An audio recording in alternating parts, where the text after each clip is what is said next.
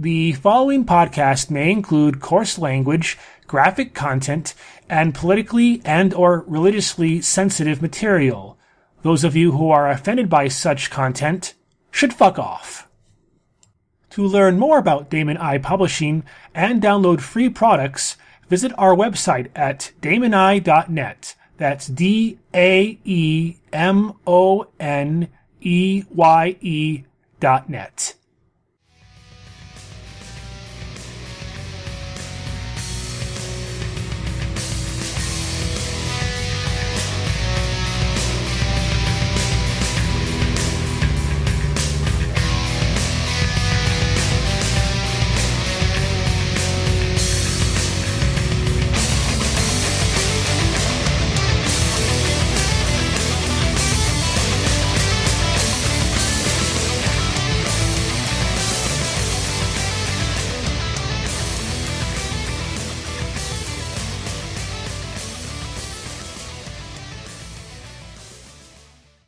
Start the reactor! Hey there, internets. This is the Daemoneye Podcast, the podcast where we discuss tabletop and electronic gaming, science, technology, geek culture, sci-fi fantasy fiction, and why those darn kids won't get off my damn lawn. Seriously, get off my lawn. I'm Tristan Eifler. I'm J. Tyler Burrell. And the topic of today is We Built This City. It is about how to create or how to design or write a realistic city or setting or campaign following kind of the culture and society and technology of medieval Europe. But before we go any farther, let's go ahead and go through the formalities here. Tyler, how are you feeling this week? Well, I am fresh off of my med break and I am full of go juice. Yes, but you've had kind of a storied week, especially weekend. I won't go into any details unless you're willing to on air. I want to murder the world. Yes, let's just leave it at that here. Tyler has not had the best week, and actually, I have not had the best day. It's been one of those days where I've been continually off, which is odd since I got a full night's rest last night. But throughout the day, I felt as though there was a wad of cotton in my parietal lobe. You know, I spent most of my academic and professional careers studying biological systems, and today I just kind of reminded that for all that effort and work, I've learned about 10% of that effort has gone to me learning things, and the remaining 90% has been me coming to grips with how little I fucking know. On the flip side, I'm basically sleeping through my classes and getting A+ in both. That's a good thing. That's a good thing, yes. All right. Let's see here.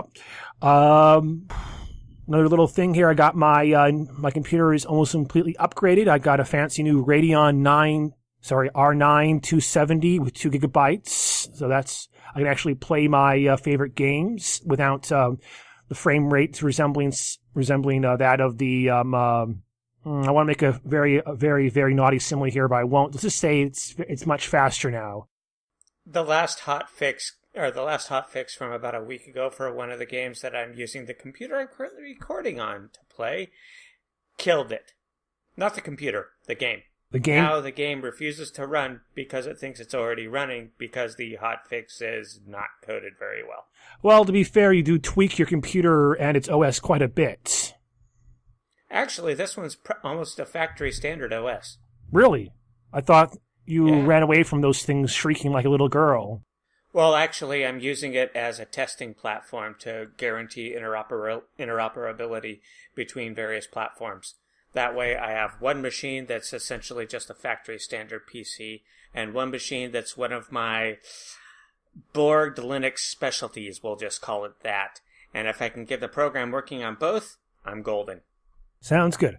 All right, with that little meandering off-topic conversation out of the way, let's go get on topic here. Discuss the constructing a city or building a city or designing a city. So one of the first questions I'm going to pose to you, Tyler, and you probably know a lot more about this than I do because I'm guessing you're one of those kids who during middle school and high school pretty much spent his entire time in the library reading a bunch of books. Am I wrong?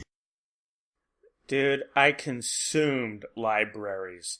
It was like info porn. Exactly. I was more the kid who always had a book or novel with him and was always reading. I wasn't in libraries, but I was always never not reading. In fact, I can never remember a time in my childhood when I couldn't read. But anyway, it's because of this you know, and I know you know, so much about medieval Europe. So the question I pose to you is, why is it that medieval Europe, this setting, this culture, this technology sets, between the 1200s and the 1500s, why is that the most popular setting? Why is it the default fantasy setting for most games? 3 reasons, actually. Mm-hmm. The first reason is just it's already been done, so people automatically associate that particular era and time period and location with fantasy. So when people say, oh, it's a fantasy game, the person you're talking to automatically thinks knights, bows, swords, kings, princesses, and all of that BS. Yeah, but you could have the same thing if you said it in like medieval Arabia. It's still medieval times. It's still recognizable. But the original version, or the original fantasy games, the original fantasy role-playing games weren't set in medieval Arabia. They were set in medieval Europe, and that's my point. It's just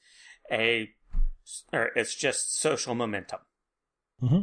That's one reason. The other reason the other 2 reasons have to go with why they were originally set in that particular era and location. First off, the person who wrote, or the people who wrote the original fantasy games, and we won't use the actual name of that deleterious and downright dastardly group because don't want to get copyright infringement notices.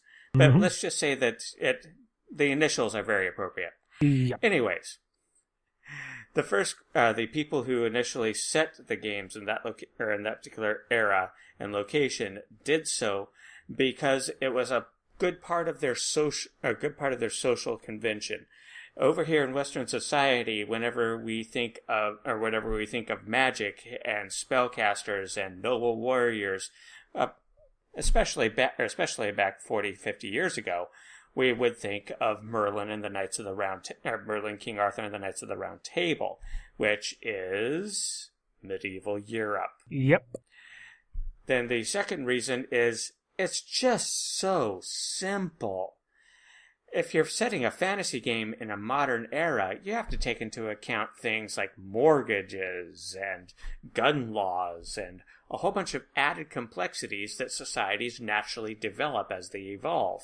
If you set it in a society that's not only pretty primitive in its base state, but it's gotten even more primitive because of the Dark Ages. So now everything is very, very simple or simplified and simplistic in people's day-to-day lives.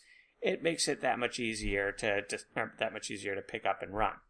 I actually have a contention to that third point, but I won't get into that just yet. But I would like to add a fourth reason: J.R.R. Tolkien. Yeah, that falls under the rubric of people being familiar and making associations. Well, it's not but just. I would think that that's actually more of a backronym style reason. J.R.R. Tolkien set his stories of The Hobbit and the Middle-earth trilogy in that kind of social technological era because he was from a culture that was inundated with stories of Merlin, King Arthur, and Knights of the Round Table. Yeah, but let's face it. I mean, that is like the crucible around. Well, not bad word. That is the as Yahtzee from Zero Punctuation put it. That is the primordial crouton from the stew of geekdom. I mean, it is. It's not. Yeah, it almost goes beyond just the convention. I mean, they stole a lot of the ideas from it. Elves, dwarves. These even the ranger class. I mean, for God's sake. I mean, it's like. That's why I would count it as a fourth rule, because Tolkien's success. Tolkien's book wasn't the first kind of Western-style fantasy. There was Lord Dunsey, for God's sake, even before him, I think. But, I mean, it is one of the oldest and most well-known, well-read kind of books that kind of resembles what we usually associate with Western fantasy. So that's why I almost give it a second category. Actually, that brings up an amusing story that I heard from a video that a game developer put up on YouTube a while back. Oh, tell. I wish I could remember his name. Go ahead. I think it was the Extra Credits guys, but I'm not sure. Anyways, what he said was he went to Brazil to participate in a symposium on games and fantasy gaming and fantasy game development. And during the symposium, one of the Brazilians developers who was there came up to him and asked him if Tolkien developed his works, the fantasy novels, off of the games that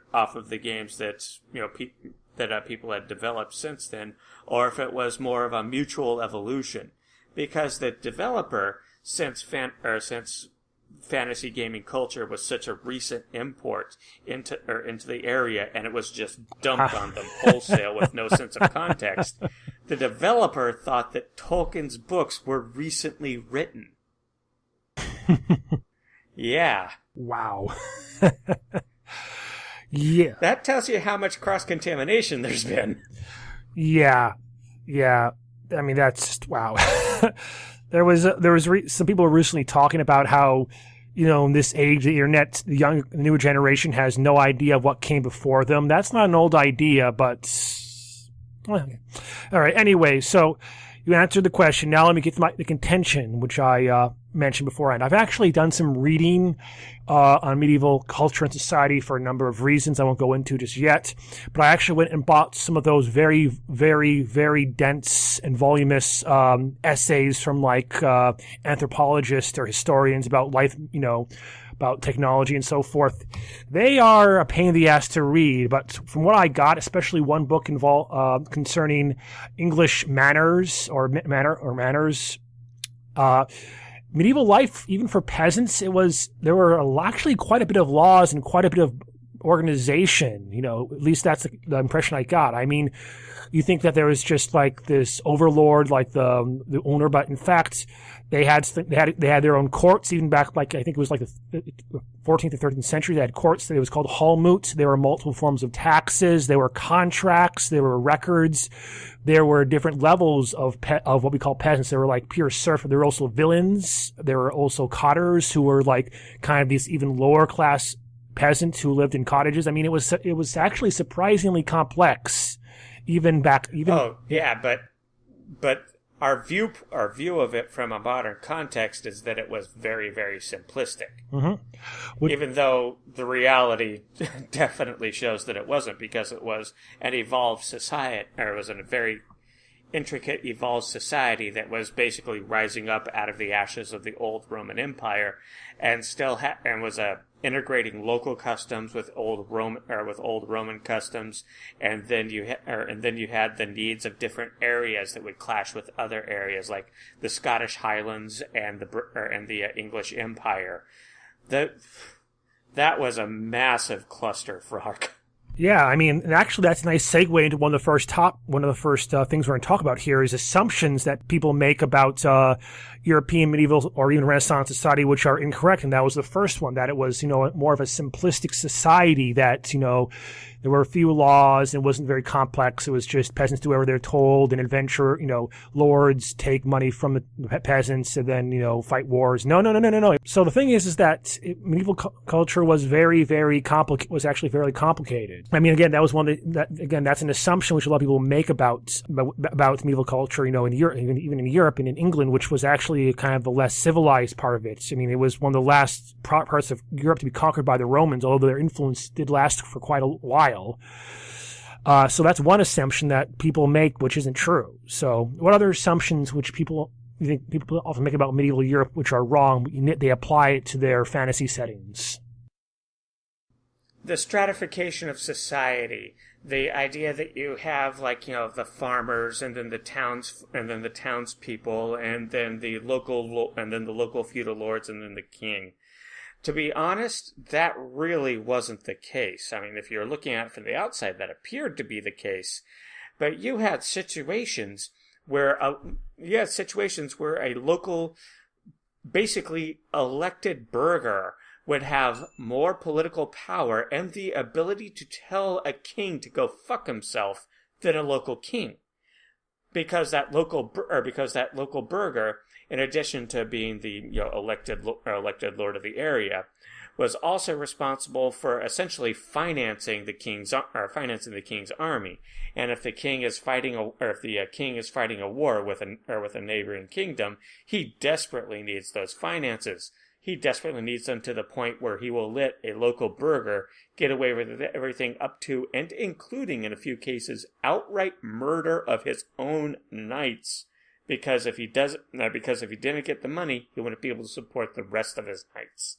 That's true. And there were actually middle and upper class, lower middle and upper classes, even amongst the quote unquote peasants. I mean, there were like the kind of the townsfolk, or there were the cotters in the manor system, which were kind of on the lower end. They just had like a little small plot of land and a cot. I mean, that's why they're called cotters. Then there were like kind of the villains who were like stereotypical, I think, peasants, although they had a pretty decent little spot of land and they could make a good living. Then there were like the kind of the ones with the more assigned tasks. Like the miller was usually the most wealthy person in town because he could so easily take a little bit of that grain he got. I mean, if the lord himself didn't own the mill. I mean, there were upper and middle classes amongst the peasants, and like you said, sometimes there's variation, and sometimes power wasn't so stratified. Although in certain parts of Europe, it was more of a hierarchical thing. I mean, in Germany, it was more chaotic, definitely. But in some parts of France, I think... Basically, it seemed that the further north you went, the further you got away from the old center of Roman Empire, the more chaotic the social and political situation would become. And if you were actually in Italy up until about the time of the Renaissance, you were born a peasant, you lived a peasant's life, you died a peasant, and your kids were peasants. And if you're lucky, you owned a pair of shoes. Yep. All right. And let's see. One other assumptions.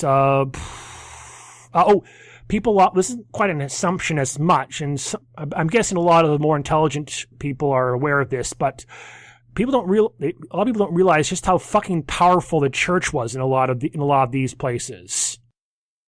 Oh man, the church in the majority of places was so insanely powerful that it would make Hitler and Mussolini cream their pants at the idea of how much power the church had.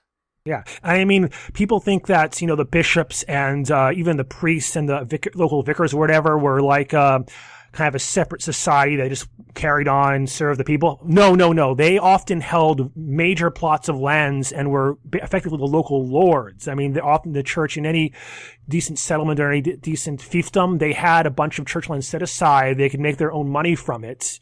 And many bishops were basically landowners. The only problem was, they often couldn't marry because, take that whole vow of chastity, of absence or whatever. But no, actually, that was a later development. Yeah. Oh, that's right. Yeah. It was the Gregorian reforms, and a lot of the more northern territories in Europe didn't adopt the Gregorian reforms. If memory serves, I think the Scandinavian countries literally never adopted the Gregorian forms. And then, of course, later we had the Protestants come into power, in which case priests, of course, they could get married if they wanted to. Who cares? Yeah, it's sad to say, but the TV show Da Vinci's Demons got the influence and power of the church, and the behavior of it, actually, damn near spot on. Yeah, so I mean that was actually remarked upon in, of all things, Mark Twain novel, a Yankee in King Arthur's Court. It actually... I loved that when I was a kid. Oh, I bet you did. I can think about the plot. Basically, yeah, that was pretty much custom written for you, wasn't it, Tyler? Damn near. And it outright mentions, like in the earliest chapter, after he outwits the famous scene or famous part of the story where he outwits or at least tricks them into thinking that he can control the phase of the moon of the sun, but with eclipse. He remarks that the most powerful force there wasn't King Arthur, it was the church, and the church later on becomes the primary enemy, along with Merlin of all things. Oh. Something else to keep in mind to give people an idea of exactly how powerful the church was in old medieval society. 2 words: Peter's pence. Mm-hmm. It was a tax that kings would have to pay to the church, a yearly tax And it wasn't a small tax, let me tell you that. In order for the right to be king. In addition to that, whenever a new king was crowned, they had to pay a lump sum tax to the whatever local whatever was the local highest authority of the church in order to get them to crown the king. And until the king was crowned, the king had no civil authority. Yeah, I know. I mean, and don't forget the tithes too. I mean, that was like 10%, right? Or was that more? I forget. It depends on the location and your station in life, actually. Yeah, but peasants are, oddly enough, if you were a serf, you actually didn't have a tithe because you didn't have money. Instead, what you would do is you would tithe your labor. Peasants were required to spend a certain amount of time tilling the church's fields. Yeah, they would spend some time tilling the Lord's Desmond, I think it was called in England, and then they'd also have some time to till their own land. It was part of the contract or agreement you signed when you became a serf or peasant or whatever you want to call it. Of course, unless you were freemen, which were basically the upper class of the peasants who actually did own their own land, but they still paid fealty to the Lord in some regard. But they were like pretty rare. In the more northern territories, particularly the Scandinavian territories, there was something called, if I remember correctly, it was the right of refusal, if I remember it correctly. It was anybody who did not have an outstanding legal debt on the books, or hell, even if they had an outstanding debt to the local lord, but they basically didn't have like an outstanding debt of essentially punishment. Like, they were caught stealing, so they had to spend X amount of days at the local mill house tilling the wheel. Anybody who basically wasn't under arrest, essentially, could just say, "Fuck this for a bag of bullshit," drop his trowel or whatever tools that he was using, and walk off. And the local lord couldn't do anything about it. He could just go out and try and cut his own way, or maybe find another lord to serve. It was basically the first version of formal bankruptcy in Europe. Wow. Yeah, so long story short, the basic picture, or at least the appearance, is kind of what people think when we think of medieval times, is kind of accurate, but there are a lot of little details which people get wrong. Now, to be fair, some of those details are removed because I think they would make the game less fun. Gaming or playing those time would be less fun, but at the same time, I think more of these little details could be incorporated to make it more realistic / more fun. So let's get to the meat of the topic. I mean, yeah, but by a similar token, you don't want your players to not be able to play the game without a bachelor's degree in medieval history. Yeah, that's another reason I made it too complicated. I mean, if we did that, you would spend the entire half the game would just be going over the little details. But you don't want, unless your players are real neat freaks like that, or just enjoy going to the little nuances of everyday life. I mean, where's the fun in that? So, a game that actually got that right was actually White Wolf's very first role-playing game, believe it or not. Wasn't that Ars Magicana? Yes. Ars Magica. Ars Magica, yes. Oh, that. The interacting with the sociology of the setting, which was basically a fantasy version of medieval Europe. Literally medieval Europe. Well, except for the magic. Interacting with the sociology of it was a really big component of the game. I mean, you had 3 characters. You had your spellcaster, you had your peasant, and you had your spellcaster servant. And the way it was supposed to work is each game, you would play a different one of those 3 characters. So you would but the experience points that you got were essentially homogenized. So, if you were playing your serf and your serf got 3 experience points, your spellcaster got 3 experience points, and your spellcaster's manservant got 3 experience points, even though they never showed up. It was basically assumed that they were off doing their own thing at that time. Mm-hmm.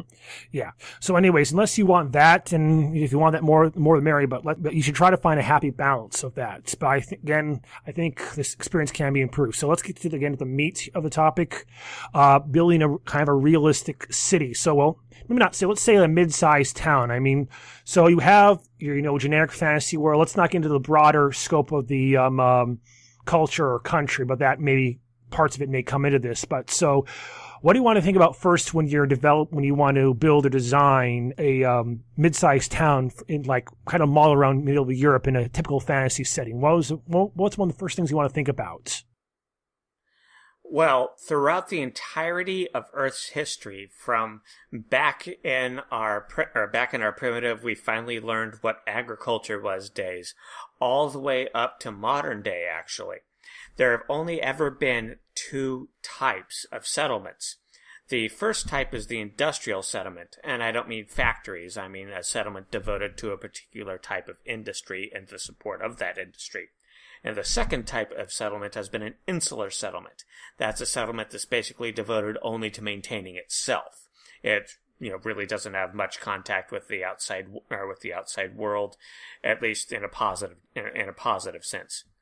A lot of border towns were more insular settlements, but a lot of them actually ended up being industrial settlements. Well, it's more like a trade town, a stop-off place. It's important. You could say that's a service town. A service, or a town devoted to a particular type of service, like, say, a town in the middle of a trade route that's devoted to providing mounts and, overnight stays and, horses and saddles and stuff for caravans, would be an industrial town. It's a town devoted to the trade industry. All right. So that's one of the first questions you should ask, I guess. And beyond that, what do you want to think about next? Beyond that, you would have to think about how the town got founded. Is it a planned community, or is it something that just kind of organically grew? If it's a planned community, it's going to have a lot of growth potential, because the idea would be that whoever's planning this community goes like, we need, to use your example of the caravanserai, we need someplace right in the middle of this trade route in order for people to refresh and rewater their horses and rest up. Otherwise, we're going to lose half the caravans going across this trade route, and that's going to depress our economy. So, the local lord or a local trading concern might go there, survey the area, and plan out how a community could start and then grow from that initial starting point. The reason that's important is because try building a sewer into your town after it has a few thousand people in it. And I can actually vouch for that. They've been trying to do a lot of work in San Francisco improving the infrastructure. It's not easy considering how narrow the streets are, how kind of well established the buildings are, and how old some of them are. Yeah. But were there a lot of planned communities, from medieval times? Surprisingly so.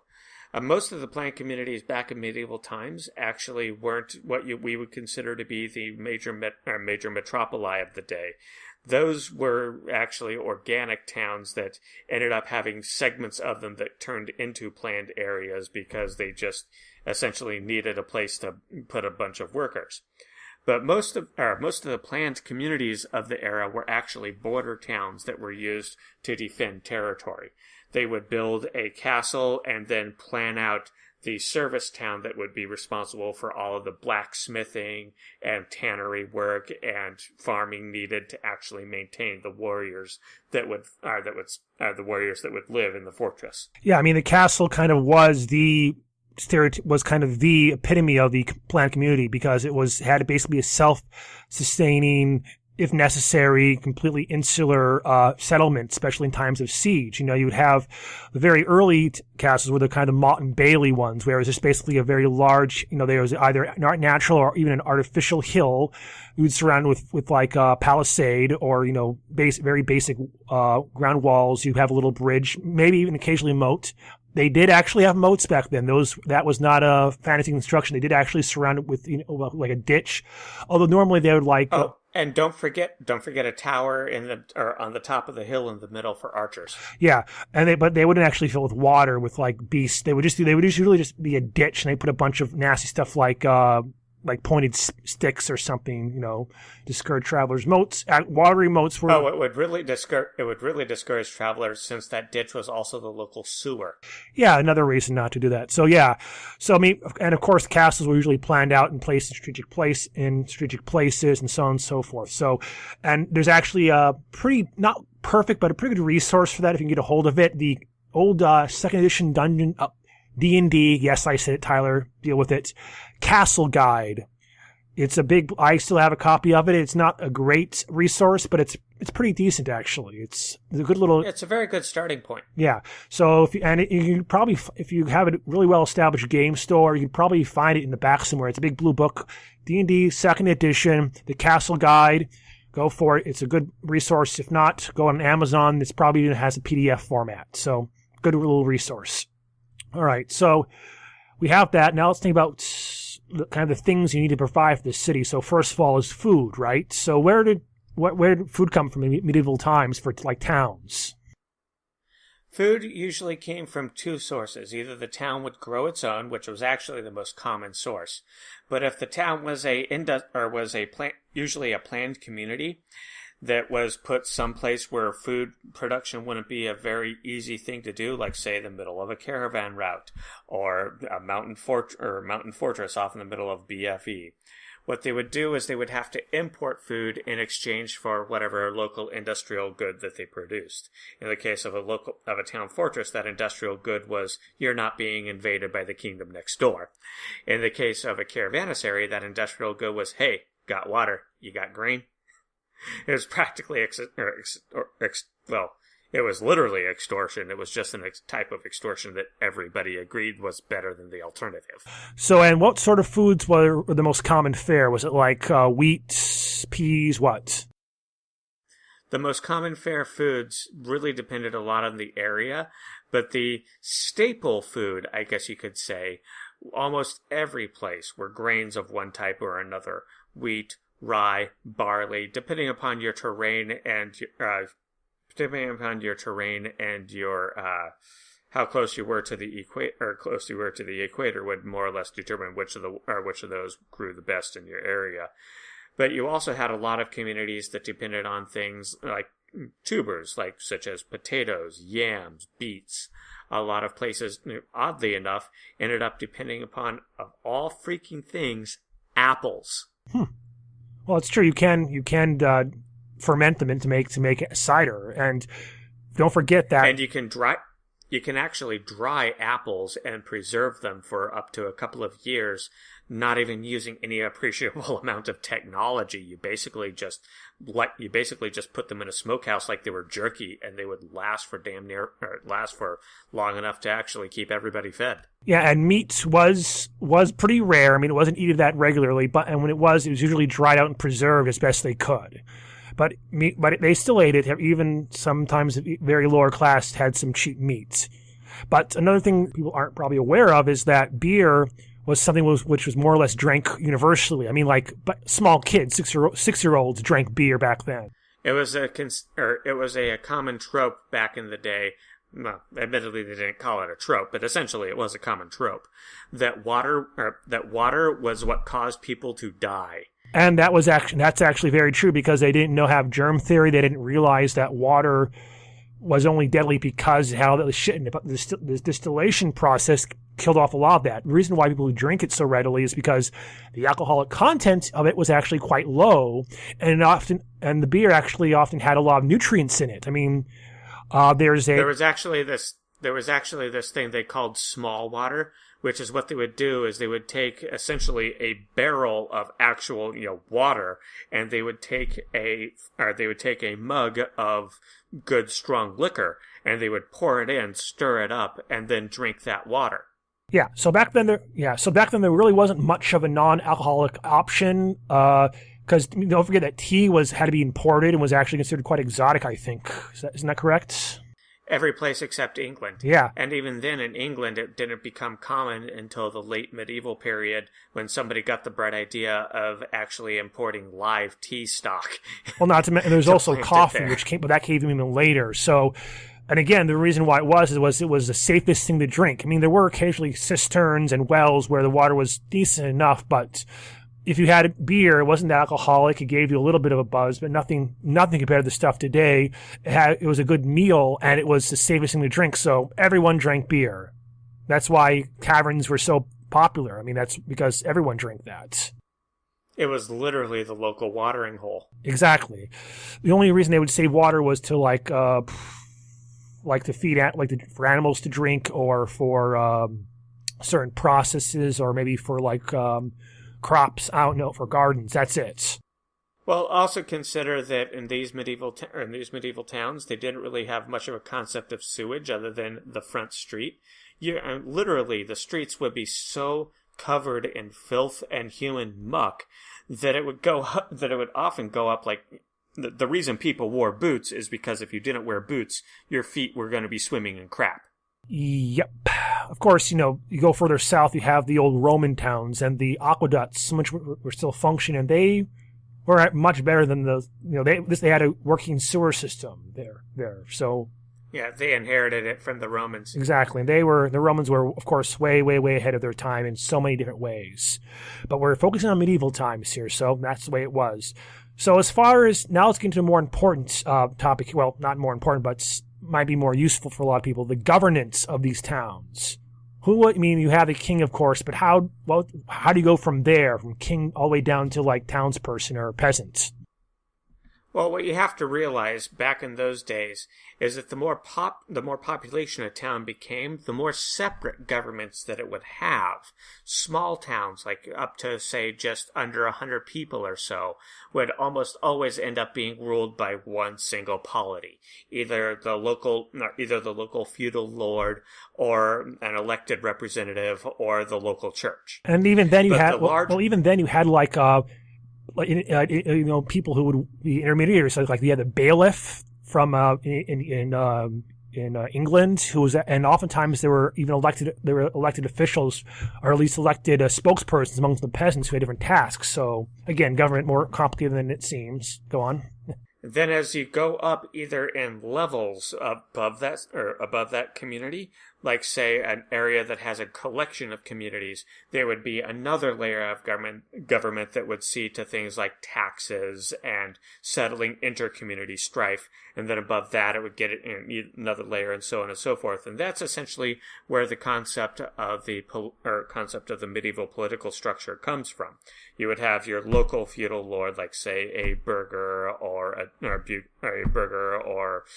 even a knight, and then above them would be the duke, and then the count, and then the king. But the larger an actual settlement became, the more competing and interacting governments would develop in it. A town, for instance, that had, say, a small pottery industry would be surrounded by a bunch of farms that would basically, produce all the farming goods that the town would eat. Over time, that town would grow to a population of a few hundred. But now you have you have the Grange Lord, which is basically the guy that all of the farmers elect among themselves to represent their interests whenever they're dealing with the townsfolk. And in addition to that, you would have the local guild master for the main industry in the town. You would have whoever the feudal lord is for that town, because once there's enough money there, the king has to get his share of it. And speaking of getting their share of it, you would have the local church official who would basically have like veto power over everybody. No, don't do that. It is against blah blah blah blah blah blah blah section blah blah blah. Mm-hmm. Well, to be fair, the church could occasionally be overturned by someone powerful enough or clever enough if it was done properly and carefully. Yeah. Yeah. Again, that was rarer further south because you get closer to Europe, where it literally was a theocracy rather than a monarchy basically supported by a theocracy. And a lot of places, the closer you got to Italy, the more it became where the church ruled in fact, if not in name. And basically what they would do is they would put a king or put a king or duke or whatever you want to call it in charge of a particular area, and then just let them handle all the day-to-day affairs. And every now and again, a cardinal would come or would go through and say, I want 500 horses by fall. Make it happen. And then walk away. And if the guy didn't make it happen, he'd get excommunicated. And back then, excommunication was not just a death sentence. It was a death by slow starvation sentence. It was basically the entire community would shun you. Nobody would feed you. Nobody would talk to you. Nobody would let you sleep, nobody would let you sleep in their taverns. So if the church said jump, you didn't even bother to ask how high. You just went for it.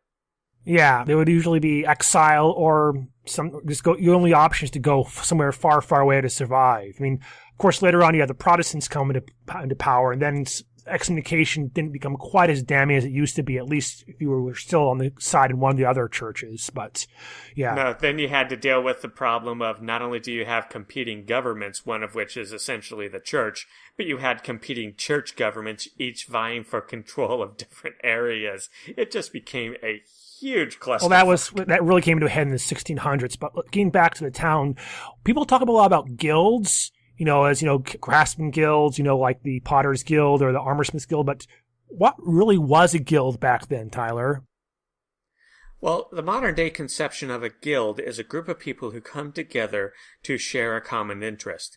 But back then, the idea of a guild was a group of people who already have a particular financial interest coming together in order to use their financial power to seclude and prevent other people from actually getting in on their business. It was essentially a monopolistic tactic that was a concern that was run by a small group of people who shared an industry. To go back to the example of a town based on pottery, the local potters would get together and they would form a guild, and they would say that only people who are members of our guild can actually engage in pottery in this town. And then, by keeping the number of people in the guild low, they can keep the cost of their pottery really, really high because, supply and demand rules the marketplace. What was the legality of that? I mean, did they have permission from the local government, the church? How'd that work? That's a situation where it was mostly I scratch your back, you scratch mine. The local guild members would usually end up paying bribes to the other governments in order to be able to continue their practices of essentially exclusionary monopoly. And since the other governmental organizations were getting money out of it, they didn't care. After all, they were getting money out of it. Yeah, the guilds were to say it was corrupt is a massive understatement. Yeah, the guilds were a lot of modern historical readers paint the guilds as pretty much horrible things. But the one that they did do, and this is the one thing that which you could say they had advantage of, is that they did, in theory, set certain standards to like what constitutes a decent pot or how much bread is worth. I mean, it's often not fair, but the standards they set was the closest thing to like an FDA approval back then, if I'm not mistaken. That's true, but they also heavily restricted innovation. After all, if they can make a pot and then sell it for say £5 and use as the justification for that how hard it is to make the pot, then somebody comes along with a novel system that allows them to make and sell the pot for £1. Well, they can't have that because then people will expect them to sell their pots for £1. It's time we find that guy in a nice dark alley somewhere and break his legs. Yeah, so there's adventure plot right there. Guilds hiring adventurers to take care of a competition, or adventurers trying to set up shop and having to deal with local guilds. There we go. Great adventure hook right there. I mean, you could probably base an entire campaign around that. Yeah. They weren't just thief guilds back then, or merchants guilds. There were tons of guilds. There were guilds for everything, if they could get away with it. All right, so we're kind of getting low on time here, so let's kind of push to the actual, the other side of this. Okay, we have this historical medieval setting. Now we're going to complicate things a little bit and throw in things like actual gods, magic, monsters. How do you reconcile these things, or is it even that hard to reconcile? It's actually not that hard to reconcile. After all, people back in the day used to believe that there actually were gods, and I'm using that with a plurality, even in Christian areas where it was ostensibly the idea that there was only one true God. Well, they were always fighting infidels with other gods, and the one true God, quote unquote, had 3 aspects, a butt-zillion number of saints. It got really, really complicated. Essentially, it became a pantheon.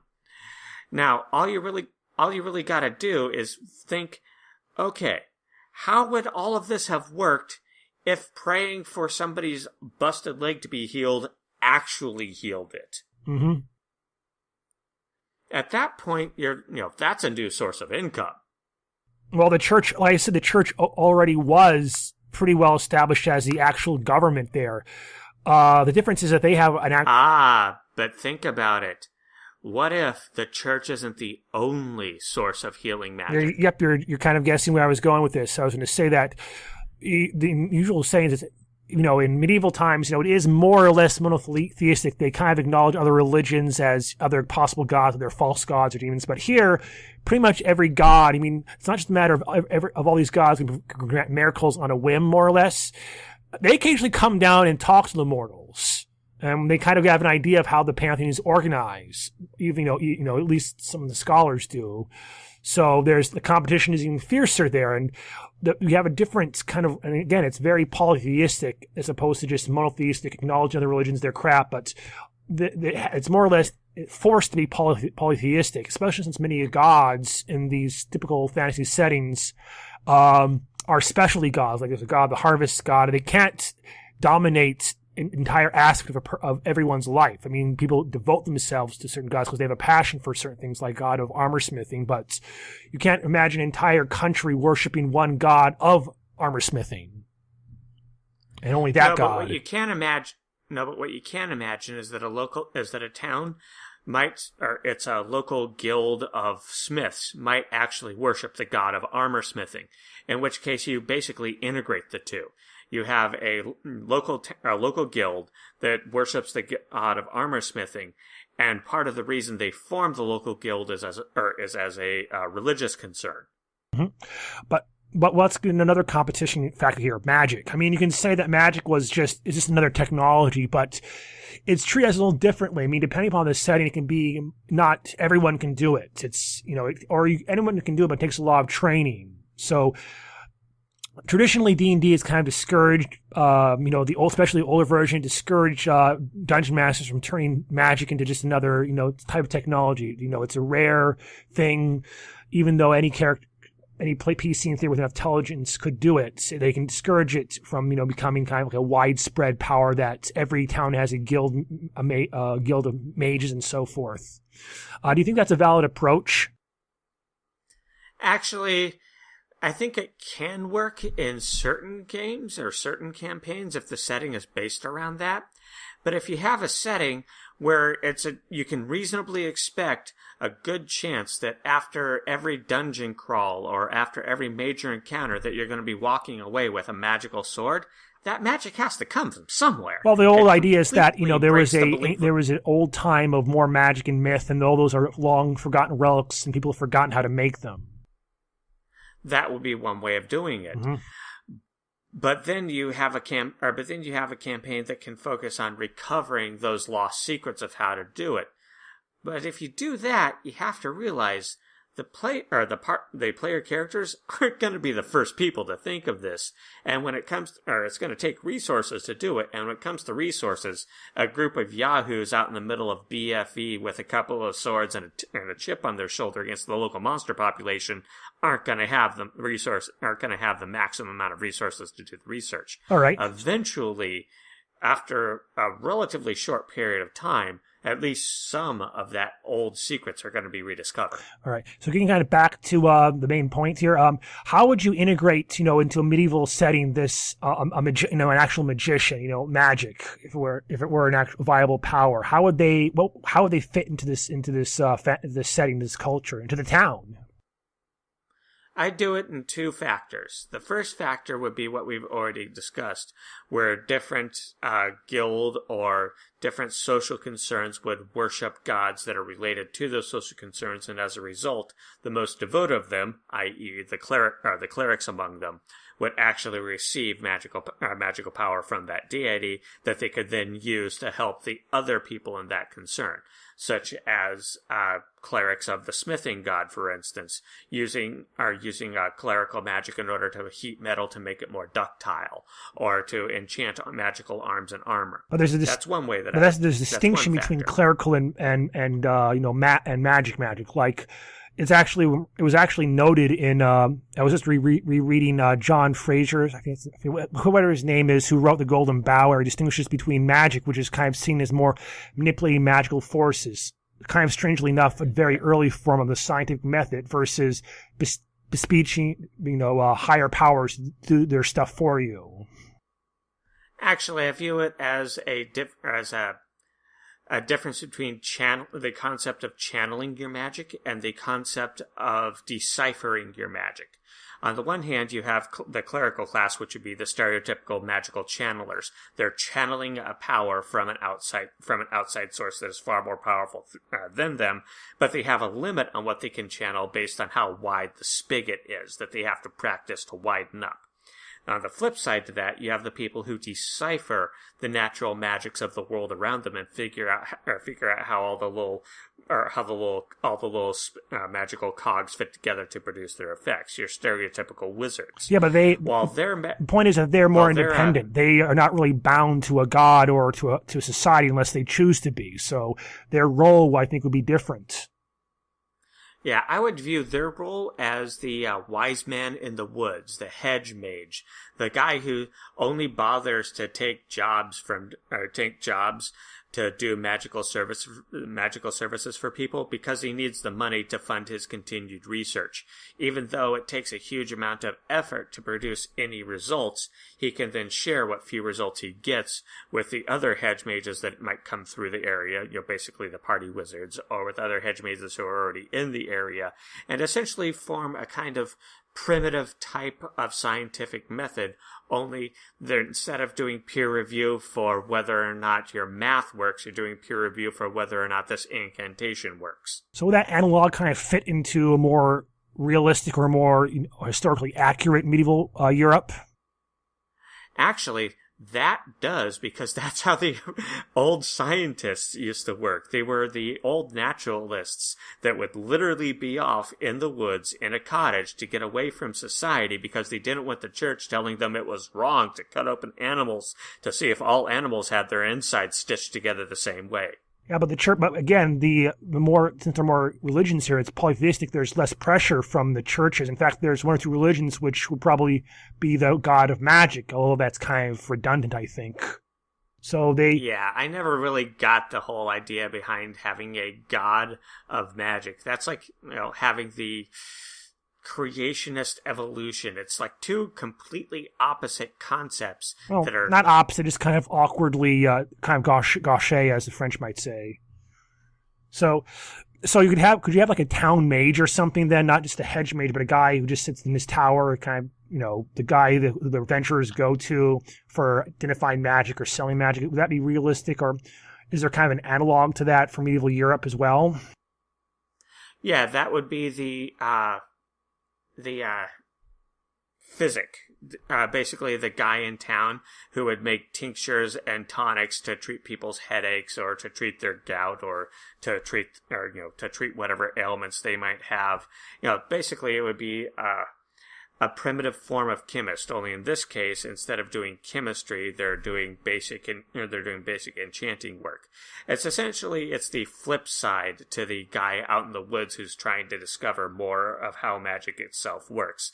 This is a guy who knows enough about how magic works to make a living, and is more interested in make a living than finding out more about magic. All right, so let's move on. Another point here, which is different races. I mean, yes. To be fair, back then, if you were a slightly different shade of color, you could consider different species. But do you think that different additional considerations have to be taken into account when you have like elves and dwarves and hobbits and gnomes wandering about, or even more exotic races, so to speak? Well, we've had culture clashes between extremely exotic forms of humanity before. Do you know who the Picts were? They were those, I think, from Ireland, these very wild, very warlike tribes who would often paint themselves blue for warriors would in battle. Yeah. And those people were on an island right next to England for centuries. And they had completely different culture, completely different forms of government, completely different body adornments, completely different moralities even, and they were constantly interacting with one another. Mm-hmm. Them and the English and the Irish. So I would say that you could actually treat races, various non-human races in a fantasy setting, as essentially the Picts of the area. A relatively insular folk that are essentially interacting with the people around them out of necessity rather than out of desire. For instance, to go use your example of an elven culture, you would have an elven culture that would be interacting with a human culture not because they want to, but because humans make steel. Mm-hmm. And the humans would be interacting with the elves because, the elves basically run the forests, and if they don't interact with the elves, they don't get access to a decent amount of wood.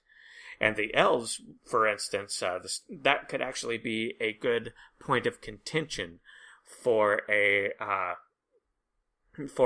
racial tension, where the elves don't interact with the dwarves because the dwarves are basically, in a stereotypical setting, mostly an underground dwelling race, whereas the elves are an extremely above ground dwelling race. So the two wouldn't really share habitat that much to come into contact.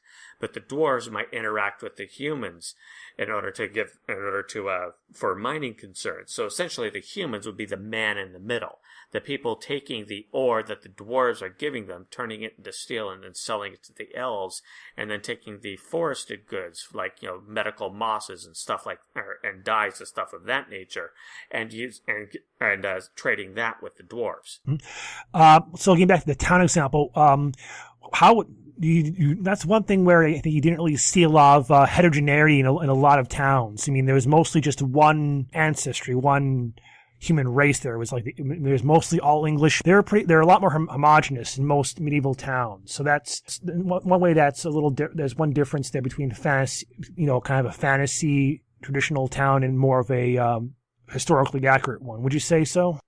Yeah, historically, people such as, say, Irishmen that moved into English areas or Englishmen that moved into Irish areas, the initial people who make the move and settle there would actually basically over several generations interbreed with the people who originally settled there, and they would adopt the dominant culture of the area. So you would have people who genetically might be entirely English or of English descent, but you wouldn't be able to separate them out from an Irishman without a DNA test, because they talk Irish, they act Irish, they have they think like an Irishman. They're essentially Irish.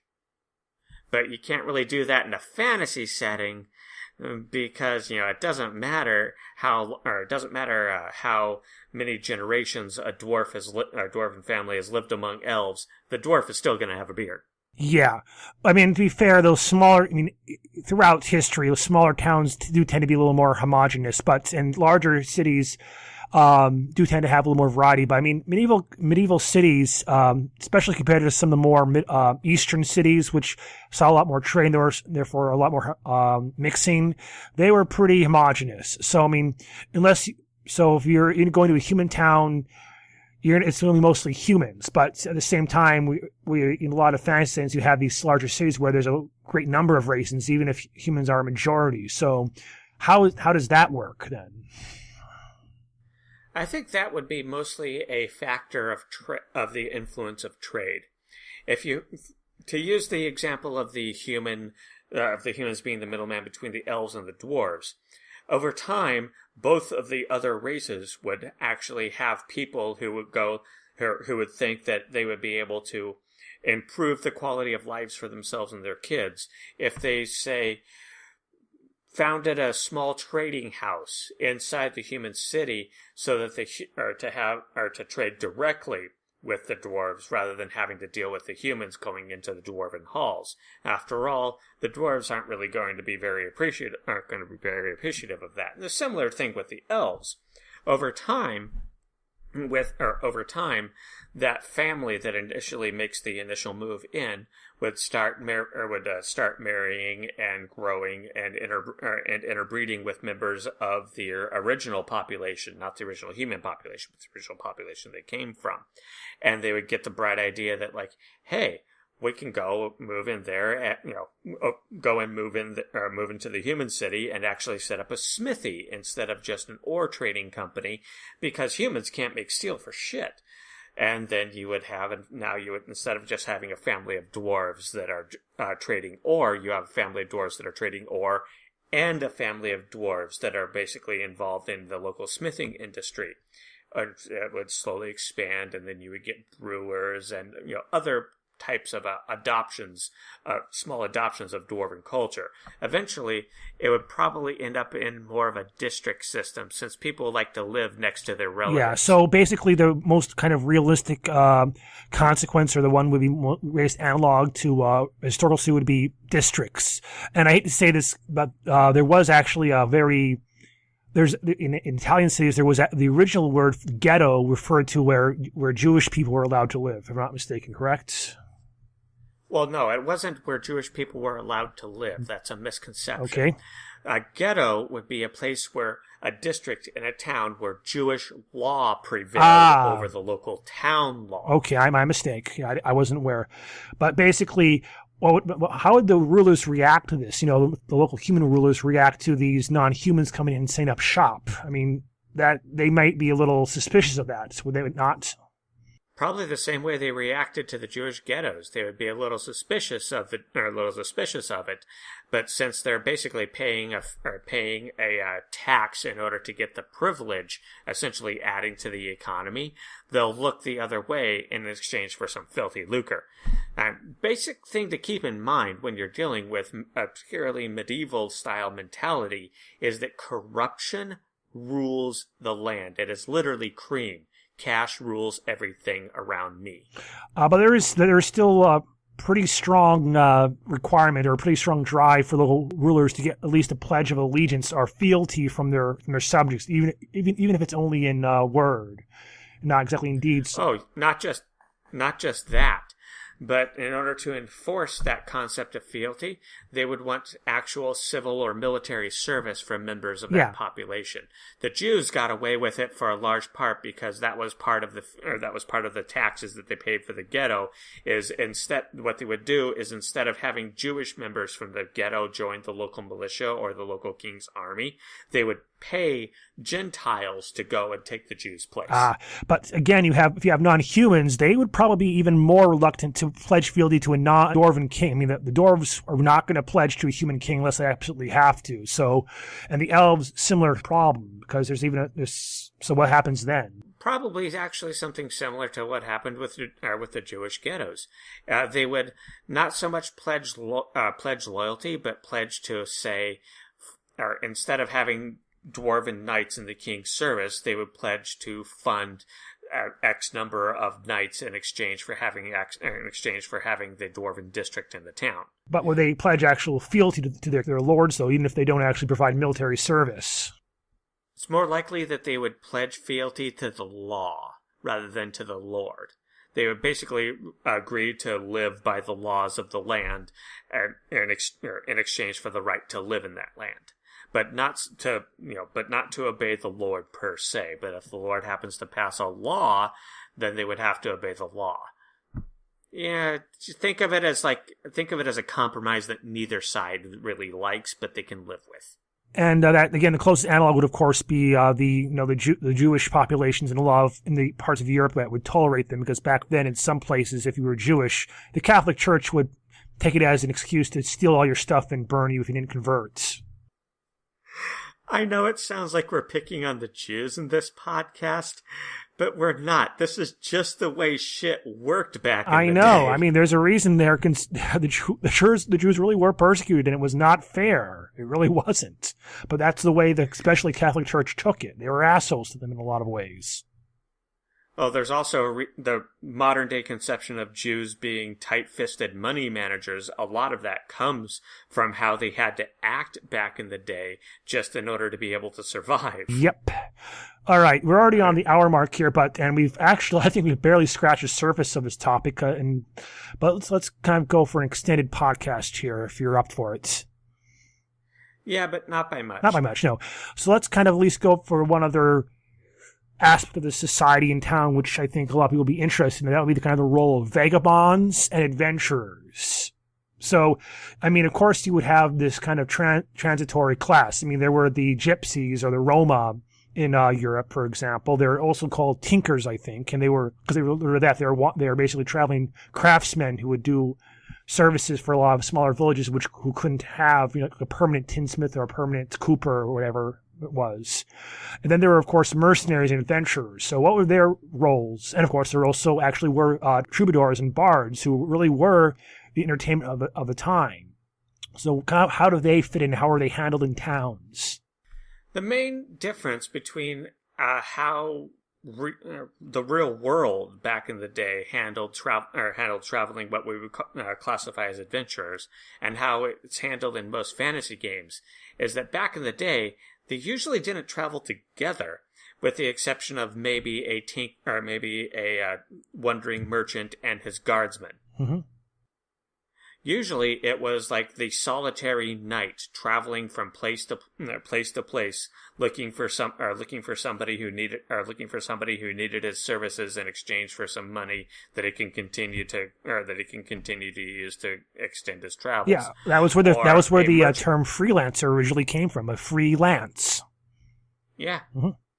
Or basically what we would consider to be a ranger, which would be a wandering huntsman who would travel from area to area and take bounty missions, either hunting down fugitives from the law, or handling local quote unquote monster populations, which back in the day basically meant boars, wolves, and bears. Oh, another little quick addendum here, thing that people may not know about medieval times. Hunting was actually a privilege, and it was usually reserved only for royalty, and poachers were usually hung for their work, but in a lot of forests, hunting was outright forbidden, and even like collecting shit from forests, and a lot of the forests were owned by local lords.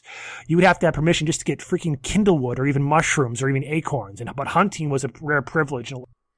Yeah, and because of that, because hunting was such a rare privilege, you had large populations of wolves, bears, and other dangerous animals that would almost continuously attack local cities and local towns.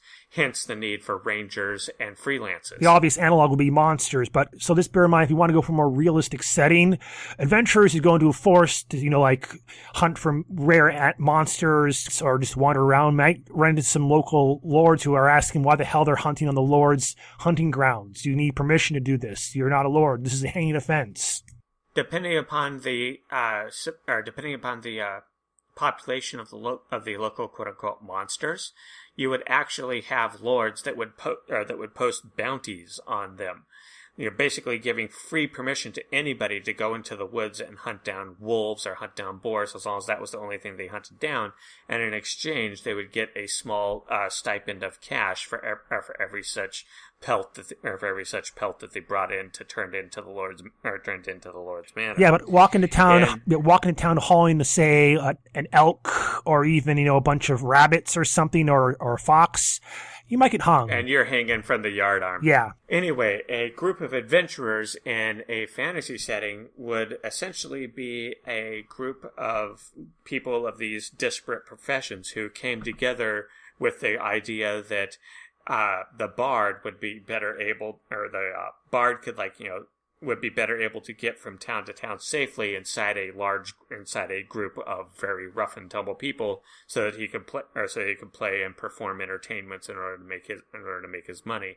The local tinker, which would essentially would be an analog to the wizard, would be basically doing the same thing as the bard, only instead of entertaining the populace, he'd be helping the populace out with small day-to-day tasks that you need specialized skills for. You would have the freelance and the rangers, who would essentially be providing the protection from location to location, and in exchange getting free services from the tinker, who would provide medical aid to them, as well as the bard who would keep them from going bug nutty during the 2 weeks or so it takes to get from point A to point B. Yeah, but again, a lot of times these people were solitary. They would travel, they were just one person. They rarely formed bands or adventuring bands, correct? Correct. That would be a big difference between a fantasy setting and a real-world setting, is that in the fantasy setting they would form bands. But it's actually logical that in a fantasy setting they would form bands, because in the real world, the biggest thing you had to worry about was a bear. And if you had a horse, that you just outrun the damn bear. But in a fantasy setting, you have to worry about monstrous humanoid populations. You have to worry about flying monsters. You have to worry about a wide assortment of stuff that can definitely outrace that damn horse. So it's a good idea to travel in a group that has a wide range of skills to help combat that wide range of threats. Well, the wealthier traveling merchants, and there were some, especially, Market Day was a big thing in any town. That was like combined, it was like a combination of a mall, a festival, a music festival, and everything. Market Day was all about. But merchants, decent merchants would often hire guards, and they would go around. That would also be the closest real analog to adventuring band, I think. A wealthy traveling merchant. Speaking of wealthy traveling merchants, Sebastian McCandles, one hell of a captain. All right. But that actually, to the Sebastian McCandles brings something to mind. Mm-hmm. The reason that you would have a bunch of these people a good reason to have a bunch of these people even bothering to have somebody like a troubadour or a bard hanging out with them is because being able to swing a sword or hunt down a fugitive doesn't really engender you to being able to talk well. Mm. You need somebody to talk to the local lord to actually get that bounty contract for your group, as opposed to insulting his family lineage by accident and ending up spending a month in a dungeon. Yeah, and again, the court system and legal system, and even in very early, just post Dark Ages, was fairly complex, and they had a court system that was called Holmoot in England, for example, and there were laws. There were some very tricky minutiae of laws regarding accusations of land use and right to pasture animals, or who was responsible for certain things. So yeah, that'd be the knowledge, nobility, and royalty. In old D&D terms, there's a reason why very high ranks will give you an advantage. Hold on, let me go grab a book off my bookshelf. It's very relevant to the current topic. Mm-hmm. All right. It's an old book. It's by Leo Frankowski, and the book is called The Cross-Time Engineer. Essentially, it's a Connecticut Yankee and King Arthur's court-style thing, but it's a engineer from the 1980s, like an actual mechanical engineer, who gets trapped because of a screw-up, bureaucratic snafu, ends up getting trapped in early medieval Poland. And the reason I brought this book up, are you still there, Tristan? Yes, I'm here. Okay. The reason I brought this book up is because this book and the series that follows from this book delves heavily into old medieval society and medieval law.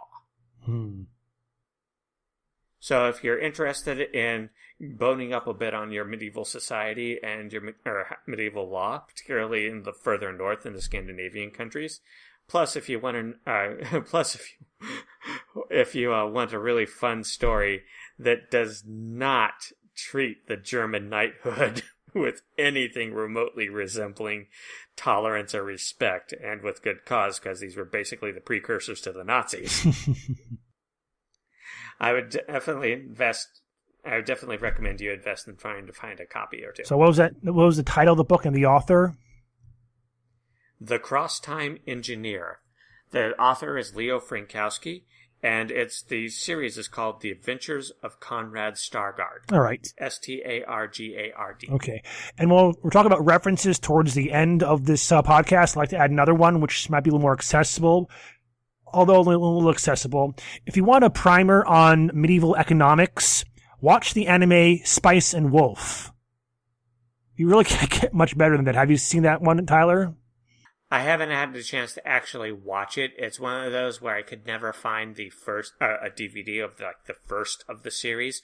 The DVD store always has always has the DVDs from series 6 or from episode 6 on, and I basically just decided, screw it, I'm not going to bother with it anymore. Well, and then the store closed. Well, it's a little on the dull side, to be fair, but if it's the details it gets into some of the working mechanics of how medieval Europe worked is ridiculous. I mean, it's not actually Europe, I think, but it might as well be. And it's actually on Netflix now, so if you have Netflix, easy peasy. All right. Oh, hold on, let me go look it up. Spice and Wolf, you said? Spice and Wolf, yes. Oh, there it is. Okay, I'll put it on my list. To give you an example, in the first main plot lines, I mean, there is a fantastical element to it. I mean, one of the characters is a fox god who travels along with a merchant. One of the first plot lines is how this merchant is planning to take advantage of a new coinage that will be introduced soon, which has a slightly different variance or different weight of gold in it, which was very. I'm sorry. On a similar note, but more tongue-in-cheek. Check out an anime called Outbreak Company. Oh, dear. Sweet, merciful God. I mean, you do realize if that was a little more raunchier, that would basically be softcore porn. I know. That's one of the reasons it's hilarious. Yeah, and it basically involves a otaku from Japan being brought to a stereotypical fantasy world to introduce Japanese culture. I mean, it's a very odd mix. And the guy has completely no idea what the hell's going on. And it does have some surprising complexities as far as, this fantasy society goes, elves and dwarves, and there are some nice little nods to realistic issues in time, but I think it has more value as far as humor and raunch goes than actual reference material. Fair enough, though. All right, I think that just about covers it. Do you have anything else you want to add, Tyler? No, I'm pretty much set. Yep. I mean, we just barely scratched the surface of this massive topic, but I think that will do. Well, hopefully we gave people enough launching off points that they can get into it on their own. Yeah, I mean, the thing is that at the end of the day, fantasy and the medieval setting, they do go pretty well together, but I think there are additional little considerations which we mentioned before regarding the realities of medieval society, which can come in handy if you're trying to tweak your campaign a little bit or trying to write a more faithful story as far as the original material goes. All right. With that, I think we can go ahead and sign off. I'm Tristan Eifler. And I'm J. Tyler Burrell. And that is the end of the podcast. So we'll see you in a month or so. Okay. Ve Victus.